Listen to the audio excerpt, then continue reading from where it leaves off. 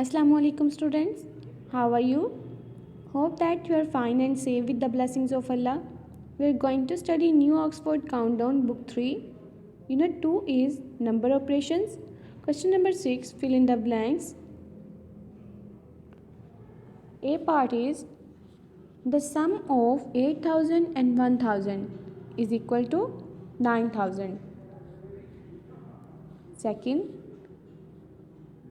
B part 4,520 plus 3,500 is equal to 8,020. C part 300 plus 1,300 is equal to 1,600. D part 1,060 plus 1,000 is equal to 2,060. If 25 is added to 1,975, the sum will be 2,000.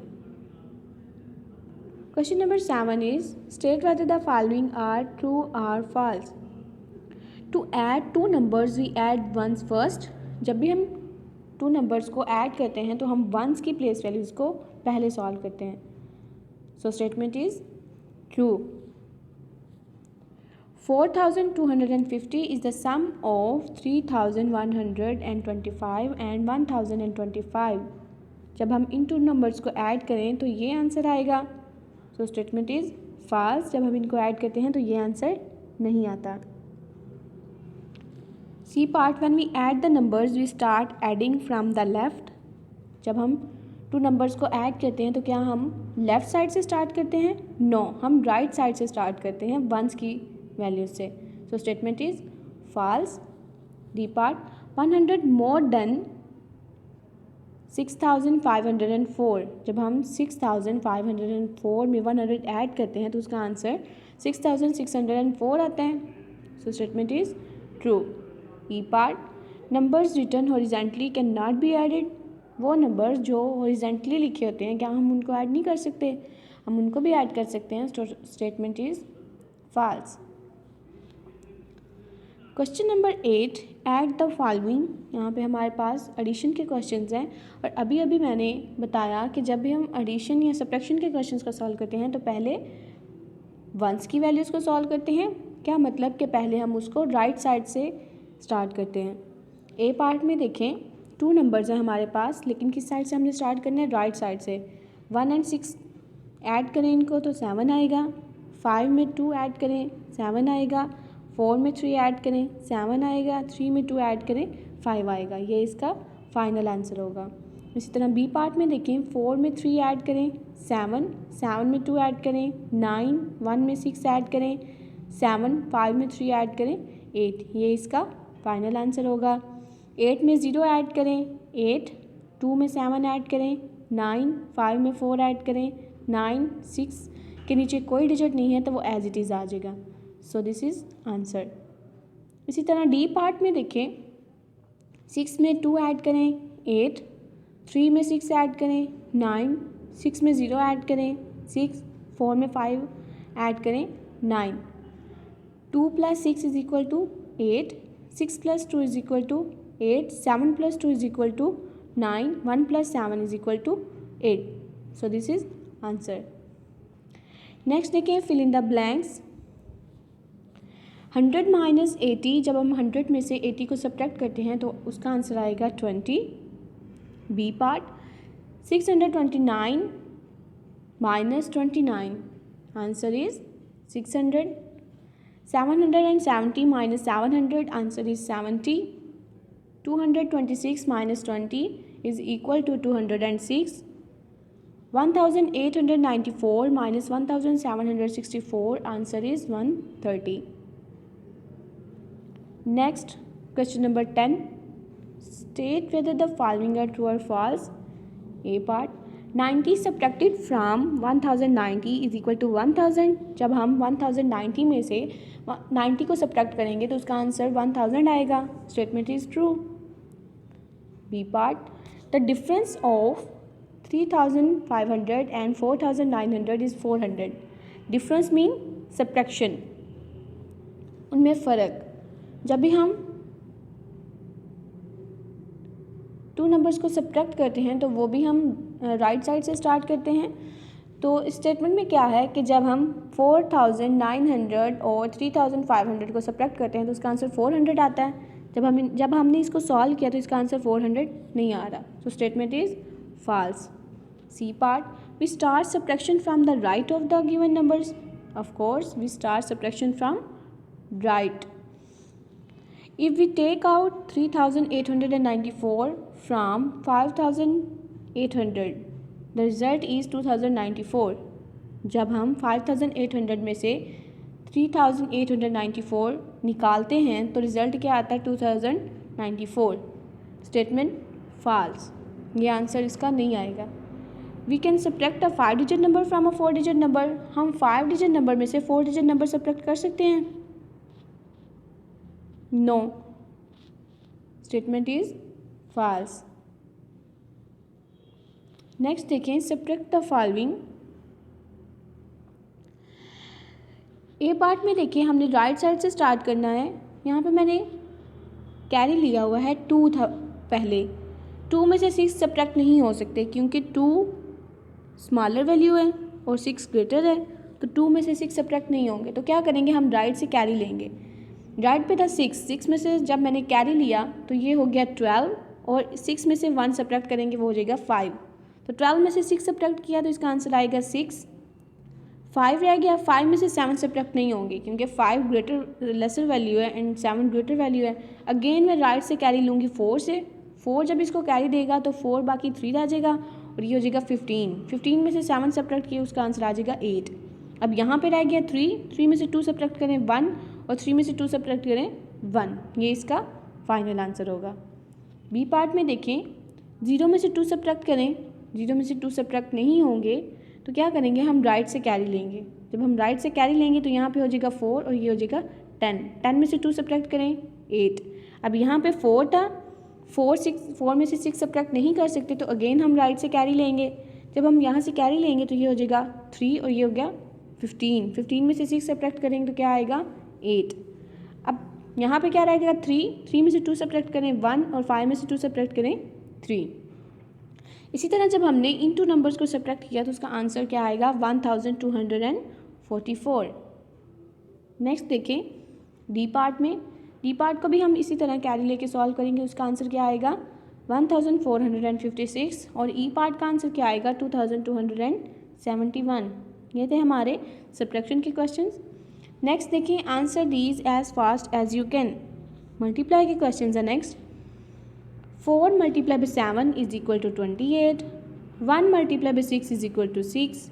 9 multiply by 0 is equal to 0। 0 multiply by 7 is equal to 0। 9 multiply 6 is equal to 54। यहाँ पे 2 digit 0 से multiply हो रहे हैं लेकिन उसका answer 0 ही आ रहा है। 0 एक ऐसा नंबर है जिसको किसी भी नंबर के साथ मल्टीप्लाई करें, मल्टीप्लाई करने से वैसे तो अमाउंट इंक्रीज़ होती है ना, लेकिन 0 एक ऐसा नंबर है कि जिसको किसी भी नंबर के साथ मल्टीप्लाई करें उसका आंसर हमेशा 0 ही आएगा। Got it. नेक्स्ट देखें, 3 multiply by 9 is equal to 27। 8 multiply by 5 is equal to 40। 9 multiply by 9 is equal to 81। 8 multiply by 6 is equal to 48। 5 multiply by 5 is equal to 25। Next देखें, next भी multiplication की question है। Right the product. 7 को हमने 10 से multiply करना है। 10 multiply by 7, तो मल्टीप्लाई के क्वेश्चंस को भी हम राइट साइड से स्टार्ट करते हैं। तो 7 को जब 0 से मल्टीप्लाई किया 7 और 7 को 1 से मल्टीप्लाई किया 7, इसका आंसर क्या आएगा 70। 10 multiply by 7 is equal to 70। B part में देखिए 10 को 4 से मल्टीप्लाई करना है। इसको हमने इस तरह वर्टिकली लिख लिया। 4 को 0 से मल्टीप्लाई करें 0, 4 को 1 से मल्टीप्लाई करें 4, सो आंसर इज 40। नेक्स्ट देखें सी पार्ट में 23 मल्टीप्लाई बाई 10। अब पहले हमारे पास मल्टीप्लाई करने वाले भी सिर्फ एक डिजिट था लेकिन अब 2 डिजिट से देखते हैं उनको कैसे मल्टीप्लाई करेंगे। हमने राइट साइड से स्टार्ट करना है। 0 को 3 से मल्टीप्लाई करें 0, 0 को 2 से मल्टीप्लाई करें 0, ठीक है। अब नेक्स्ट देखिए, हमने 1 को भी इनसे मल्टीप्लाई करना है। उसके लिए पहले हम यहाँ पे राइट साइड पे लगाएंगे क्रॉस, देन हम 1 को 3 से मल्टीप्लाई करें 3, 1 को 2 से मल्टीप्लाई करें 2। अब हमारे पास ये 2 रोज़ आ गई हैं मल्टीप्लाई करने से। लास्ट में हम इनको क्या करेंगे, ऐड करेंगे। ऐड कैसे करेंगे, 0 को क्रॉस में ऐड करें 0 ही आएगा, 0 को 3 में ऐड करें 3 ही आएगा, 2 एज इट इज़ आ जाएगा। तो ये इसका आंसर होगा 230। नेक्स्ट देखें डी पार्ट, ये भी मल्टीप्लाई के क्वेश्चंस हैं। इसमें 69 को 10 से मल्टीप्लाई करना है, वही मेथड है। 0 को पहले इन दोनों डिजिट्स के साथ मल्टीप्लाई करना है, देन 1 को इन 2 डिजिट्स के साथ मल्टीप्लाई करना है, जो आंसर आएगा उनको हमने ऐड करना है। लास्ट पे हमारा फाइनल आंसर क्या होगा, 690। अगेन 121 को हमने 10 से मल्टीप्लाई करना है, तो पहले क्या करेंगे, हम 0 को 1 से मल्टीप्लाई करेंगे 0, 0 को 2 से करेंगे 0, 0 को 1 से करेंगे 0। अब 1 को 1 से करें 1, 1 को 2 से करें 2, 1 को 1 से करें 1। लास्ट में हमने इनको ऐड करना है, ऐड करने से हमारे पास आ रहा है 1210। नेक्स्ट मल्टीप्लाई द फॉलोइंग, हमने 5 को 3 से मल्टीप्लाई करना है, 15 आ जाएगा, लेकिन हम 15 यहाँ पे नहीं राइट कर सकते। हम क्या करेंगे, जो राइट साइड वाला डिजिट होगा उसको हम यहाँ पे राइट करेंगे, लेकिन जो लेफ़्ट साइड वाला डिजिट होगा उसको हम कैरी लेंगे राइट साइड पे जो डिजिट होगा। अब 5 को 6 से मल्टीप्लाई करें 30, लेकिन 30 ऊपर 1 कैरी ऐड भी करना है, तो क्या हो जाएगा 31, 1 यहाँ पे 3 अगेन कैरी। 5 को 1 से मल्टीप्लाई करें 5 और 3 कैरी करेंगे तो 8। नेक्स्ट देखें 3 को 7 से मल्टीप्लाई करें तो क्या आएगा 21, 1 यहाँ पे 2 कैरी। 3 को 7 से करें 21, 2 कैरी ऐड करेंगे तो क्या आ जाएगा 23। 3 को 1 से मल्टीप्लाई करेंगे तो 3 और 2 कैरी ऐड करेंगे तो क्या आ जाएगा 5। ये इसका फाइनल आंसर होगा। नेक्स्ट देखिए बी पार्ट में 3 को 3 से मल्टीप्लाई करें 9, 3 को 8 से मल्टीप्लाई करें 24, 4 यहाँ पे 2 कैरी। 3 को 3 से मल्टीप्लाई करें 9 और 2 कैरी ऐड करेंगे तो 11। डी पार्ट में देखें 4 को 9 से मल्टीप्लाई करें 36, 3 यहाँ पे 6 के ऊपर 3 कैरी। 4 को 6 से मल्टीप्लाई करेंगे तो क्या आएगा 24 और 3 कैरी ऐड करेंगे तो 27, 7 यहाँ पे और 2 कैरी। 4 को 2 से मल्टीप्लाई करें 8 और 2 कैरी ऐड करेंगे तो क्या आ जाएगा 10। इसी तरह एफ पार्ट में देखें 2 को 9 से मल्टीप्लाई करेंगे तो क्या आएगा 18, 8 यहाँ पे 1 कैरी 7 के ऊपर। 2 को 7 से मल्टीप्लाई करेंगे 14, 1 कैरी 15 हो जाएगा। 2 को 4 से मल्टीप्लाई करेंगे 18 और 1 19 हो जाएगा। ये थे हमारे मल्टीप्लाई के क्वेश्चंस। नेक्स्ट देखें फिल इन द ब्लैंक्स। अब हमने इनको डिवाइड करना है और बताना है कि इनका आंसर क्या आएगा। ए पार्ट में देखिए 28 को जब हम 4 पर डिवाइड करेंगे उसका आंसर आएगा 7। 90 divided by 9 is equal to 10। 36 divided by 9 is equal to 4। 10 divided by 2 is equal to 5 and 81 divided by 9 is equal to 9। Next state whether the following are true और false. A part, in 25 divided by 5, number 25 is the divisor? No, number 25 is called dividend and 5 is called divisor. So statement is false. If we divide 40 by 5 then quotient is 8, then statement is true. जब हम 40 को 5 पे divide करेंगे तो उसका answer 8 आएगा, that's called quotient. Statement is true. If we divide 16 by 4 the remainder is 0. जी जब हम 16 को 4 पे डिवाइड करते हैं तो रिमाइंडर क्या आएगा 0। Statement is true. If 42 is the dividend and 7 is the quotient then divisor will be 8। No, statement is false. 37 divided by 1 is equal to 37। Statement is true. Next देखिए सॉल्व द फॉलोइंग। ये division के questions के हैं, इनको हमने solve करना है। यहाँ पे पहले देखें ये डिवाइज़र है 6, 42 डिवाइडेंड है। ये जो आंसर आएगा हमारे पास वो क्वोशंट होगा और जो लास्ट में बचेगा वो हमारा रिमाइंडर होगा। अब हमने क्या करना है कि 6 का टेबल वहाँ तक पढ़ना है जहाँ पे 42 आए या फिर उससे लेस वैल्यू आए। 6 का टेबल हम 7 तक पढ़ते हैं तो उसका आंसर 42 आ रहा है, 42 हमने राइट कर लिया। अब हमने इनको माइनस करना है, जब हम सब्ट्रैक्ट करेंगे इनको तो इसका क्या आंसर आया 0 और वो हमारा क्या होगा रिमाइंडर। इसी तरह नेक्स्ट में देखें बी पार्ट में जब हम 8 को 2 पे डिवाइड करें तो उसका आंसर आएगा 16 और रिमाइंडर क्या आएगा 0। इसी तरह नेक्स्ट में देखें 5 को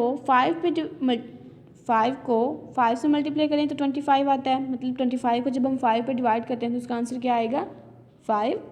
इसी तरह नेक्स्ट में जब हम 4 को 36 डिवाइड करते हैं तो उसका आंसर आएगा 9।